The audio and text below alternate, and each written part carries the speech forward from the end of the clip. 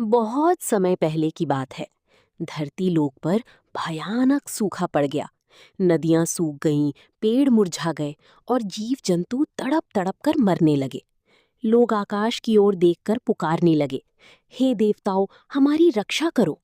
देवलोक में ये पुकार गूंज उठी। सभी देवता चिंतित हो गए।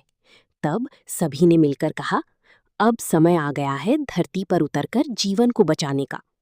भोले बाबा का चमत्कार। सबसे पहले भोले बाबा धरती पर आए। उन्होंने एक सूखा कुआं देखा जिसमें एक मछली तड़प रही थी। भोले बाबा ने अपनी जटाओं से जल निकाला और कुएं में डाल दिया। जैसे ही पानी गिरा, सूखी मिट्टी गीली हो गई और मछली फिर से जीवित होकर तैरने लगी।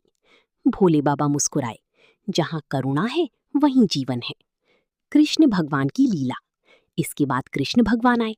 उन्होंने देखा कि एक सूखी गड्ढे में कीकड़ी मरने की कगार पर है। कृष्ण ने अपनी बांसुरी बजाई, और फिर अपने हाथों से पानी की बूंदें उस गड्ढे में डाली। चमत्कार! कीकड़ी धीरे धीरे हिलने लगी और फिर जीवित हो उठे। कृष्ण बोले, प्रेम और संगीत में जीवन बसता है। बजरंग बली का पराक्रम। अंत में बजरंग बली आए। उन्होंने देखा कि सूखे तालाब में कछुआ पड़ा है, बिल्कुल निर्जीव। हनुमान जी ने अपनी गदा से जमीन पर प्रहार किया और वहां से जल फूट पड़ा, ड्रॉप। पानी फैलते ही कछुआ हिलने लगा, धीरे धीरे उठकर पानी पीने लगा और जीवित हो गया। हनुमान जी बोले, संकट में शक्ति ही जीवन देती है। अंतिम दृश्य, धरती पर जीवन की वापसी। तीनों देवताओं के चमत्कार से धरती फिर हरी भरी हो गई।